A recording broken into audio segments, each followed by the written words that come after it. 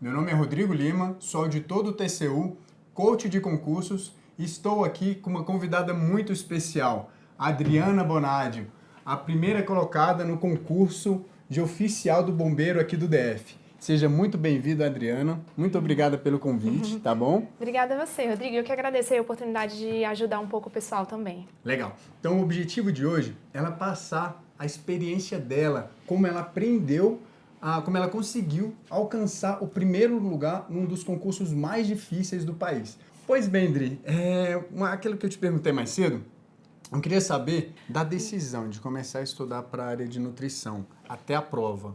Você se recorda quantos meses foram, ou pelo menos uma média? Olha, foi cerca de 1 ano e 4 meses, mais ou menos. 1 ano e 4 meses, legal. Olha mais só. ou menos. Bacana.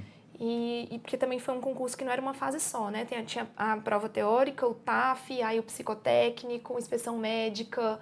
Foi um concurso de várias etapas, né? Pessoal, vocês não entendem a situação que a gente tem aqui da Adri.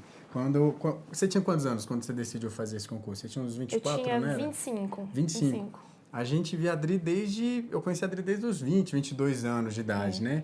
Então, a gente vê ela sempre uma pessoa muito delicada, muito cuidado, não sei o quê. Quando ela falou que ia fazer para bombeiro, foi meio que um baque para todo mundo, né? Como é que você quer ser bombeira, que não sei o quê. Mas foi bem legal, né? Que depois que ela entrou, que ela tava lá, a gente vê as fotos dela na academia que chama?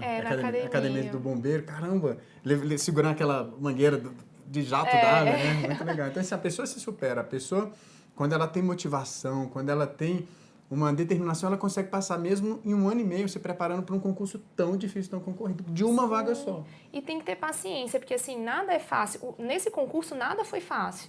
Teve a prova objetiva. Uma das coisas que foram mais difíceis para mim foi o teste de aptidão física. Eu não estava preparada fisicamente. Aí é isso que você falou, é a superação. É você encarar e falar, não, eu tenho capacidade, poxa, eu tenho saúde, eu tenho tempo, eu consigo estudar. Então, não, eu vou. É a questão de encarar. Eu encarei o TAF foi muito difícil para mim. E dentro da academia também, o curso não foi nada fácil. Eu tive que passar por combate a incêndio, salvamento em altura, salvamento aquático. A gente aprende a ser bombeiro antes de ser nutricionista lá, né? Caramba, que legal. Então, foi bem legal. Eu queria que você passasse para o pessoal a sua experiência. O que mudou no seu estudo para o Banco do Brasil, para o concurso do bombeiro? Porque no Banco do Brasil, para o concurso do Banco do Brasil, você ficou numa posição muito atrás. Muito atrás. Então, eu queria que você falasse um pouquinho da sua preparação para o concurso do Brasil, que te deixou lá atrás. E no seu foi o seu segundo concurso? Foi meu segundo concurso. E no segundo concurso, o que você mudou na sua preparação e quem foi a pessoa que te ajudou nessa preparação para você alcançar o primeiro lugar? O que eu mudei foi basicamente a questão de estratégia de estudo. Eu tinha essa mania de prestar muita atenção na aula, sempre sentei nos primeiros lugares, prestar atenção na aula e fazer os resumos da aula. Aí, o que eu comecei a fazer? Eu comecei a usar estratégias como mapa mental, a tentar eu montar o meu mapa mental, fazer os resumos com canetas coloridas. Eu tinha uma amiga que, pra mim, essa foi a que eu te falei, a Gabriela, que foi um pivô na mudança do meu estudo. Que ela olhou meus estudos assim e falou assim, Adriana, você não vai absorver isso daqui. Tá tudo cinza, tá tudo de caneta azul. O seu cérebro ele precisa de estímulos diferentes. Então, assim, tenta categorizar na sua cabeça. O que for de matéria importante vai ficar em vermelho. Aí o subtópico vai ser azul. Aí o tópico do tópico vai ser verde. Você precisa categorizar para você memorizar. E eu comecei a usar cores. Aí eu comecei a usar os mapas mentais do computador. Aí ela falava uma coisa que era muito certa. Às vezes eu enjoava do computador, eu não aguentava, eu passava o dia inteiro no computador. Aí ela falava, Dri, pega e começa a fazer na folha A4. Compra um estojo de caneta colorida, emenda uma folha A4 na outra e sai fazendo você com as setinhas para você decorar o que você quer. Por exemplo, você lembra que para falar da policlínica médica é um hospital? Então desenha a cruzinha do hospital. Aí, porque você vai lembrar que você que desenhou. Então, eu comecei a usar essas estratégias assim, de canetas coloridas, de desenho. Enjoei do computador, vou pro caderno. Enjoei do caderno, eu volto pro computador. E teve uma estratégia muito interessante, que foi daquele método de estudo de 50 minutos focado e 10 minutos de intervalo. Legal.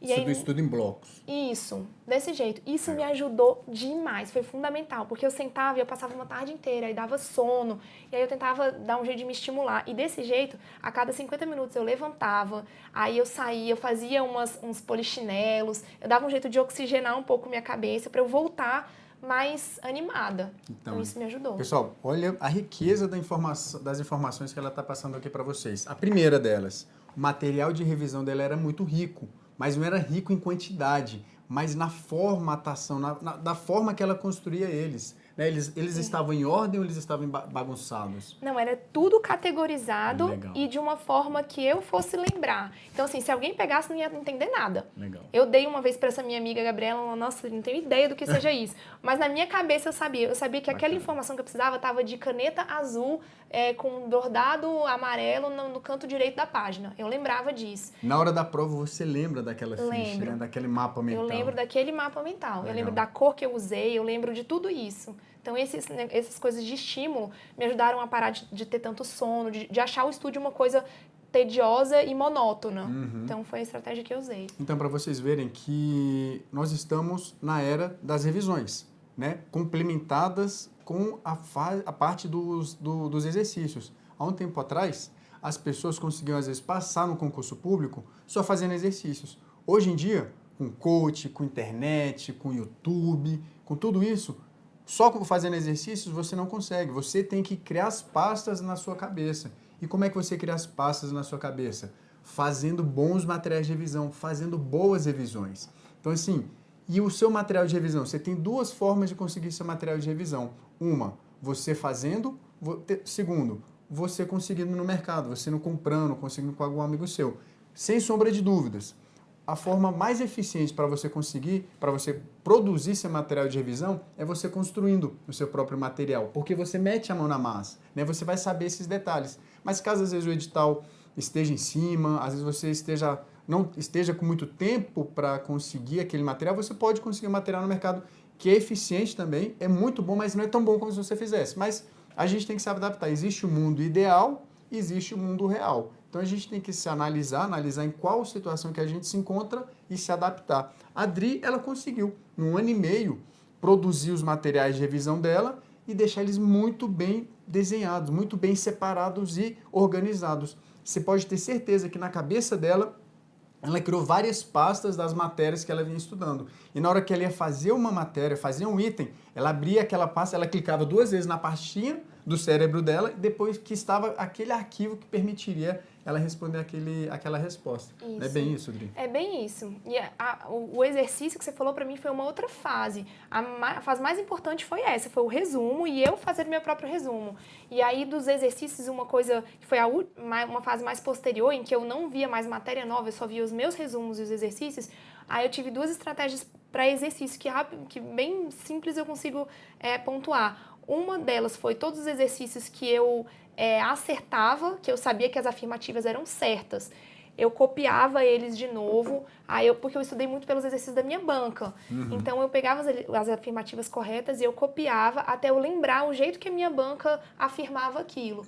Então, fiz muito isso e vi qual era a bibliografia que a minha banca usava para aquilo que eu queria. Qual era a referência que ela usava. Isso tudo. Então, a parte do exercício foi uma parte posterior que me ajudou muito também. Que legal. Então, ela conjugou o material de revisão dela junto com os exercícios. Isso. É o que eu falo, existem 2 fases na sua preparação. Então, você tem uma preparação para os concursos públicos. Na primeira fase, você estuda a matéria. O que é você estudar? É você cumprir 3 tarefas. O pessoal já deve estar enjoado de falar, porque todo encontro eu falo isso. Mas assimilar matéria, produzir material de revisão e fazer exercícios. Na segunda fase, você aprofunda o conhecimento. Como é que você aprofunda o conhecimento? É você fazendo muitas revisões e fazendo muitos exercícios. Né? E foi basicamente o que ela chegou. Olha que interessante, ela conseguiu passar em primeiro lugar no concurso. Você terminou todo o edital? Não terminei. Viu, pessoal? Não terminei. Nem tinha como eu terminar. Era muita matéria. Era literalmente a minha faculdade inteira, de 4 anos, num edital que saiu em pouco tempo para a prova. Então, nem tinha como. Então, não tem como. Muitas vezes as pessoas ficam agoniadas em ler toda a matéria, em ler tópico por tópico. Não, você tem que ser uma pessoa que trabalhar de uma... É uma guerra que você está enfrentando, né? Você tem que montar as melhores táticas para você conseguir identificar os pontos que mais caem. Não adianta você tentar estudar todo o edital. Se você pegar os pontos mais importantes, você consegue fazer uma excelente prova e consegue às vezes até a primeira colocação, como a Adri fez. Não foi isso mesmo? Foi isso. Eu sentia que os editais que eu lia eram muito assim, um modo da banca até se resguardar. Tá lá, se cair qualquer coisa, nem que seja um item esporádico, tá lá que vai cair.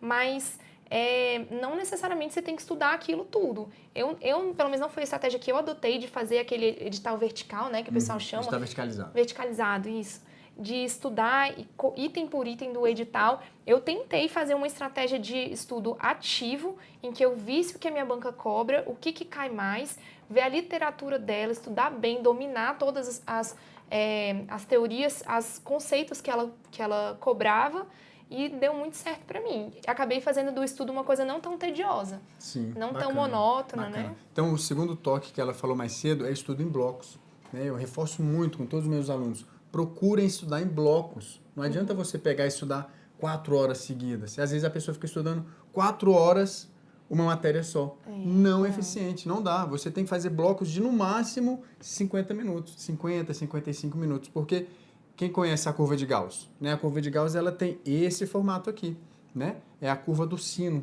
né? Então, assim, quando você começa a estudar, você está aqui na base da curva de Gauss. Quando você tá chegando, depois de 1 hora, você está mais ou menos aqui em cima na curva de Gauss. Depois de 1 hora, o seu rendimento começa a cair. Se você não parar, você vai ficar caindo, você vai ter a impressão de que está estudando, que você está assimilando conhecimento, só que aquela hora vai ser jogada fora. Exatamente. Então, a ideia de você dar um intervalo é você parar, dar um descanso para o cérebro, para que você continue crescendo, continue assimilando bem a matéria. E às vezes mudar a disciplina, né? Eu fazia muito isso. Por exemplo, em vez de estudar até em blocos, assim, estudar 4 blocos de legislação aplicada ao CBMDF, eu fazia legislação 2 blocos, aí português 1 bloco e inglês 1 bloco. Aí eu tentava, até mesmo porque eu acho que isso foi um estímulo muito bom para o meu cérebro, assim, de não enjoar da matéria, de não estudar sempre a mesma coisa. Então, em uma tarde, eu sempre tentava variar. Aí mesclava com a redação. Falava, hoje, então, eu não tô tão assim... tô com sono, tô cansada, não vou ficar focando só na matéria. Então, vou fazer uma coisa que é mais ativa. Pegar o papel e escrever. Então, hoje vai ser redação. Aí fui lá e fazer redação. Bacana. Tem um cronograma direitinho de horas de estudo, né? Legal. Ajuda muito. Mais alguma coisa? Sim, queria quem gostou desse encontro, dê o likezinho aí pra gente. Quem não tá inscrito, se inscreva no nosso canal. E se tiver alguma dúvida, o pessoal pode falar com você no Instagram, nas suas redes sociais, né? Pode. Se alguém tiver alguma dúvida, só me procurar nas minhas redes sociais. Tá bom, pessoal? Espero que tenham gostado. Foi feito com muito carinho e até semana que vem.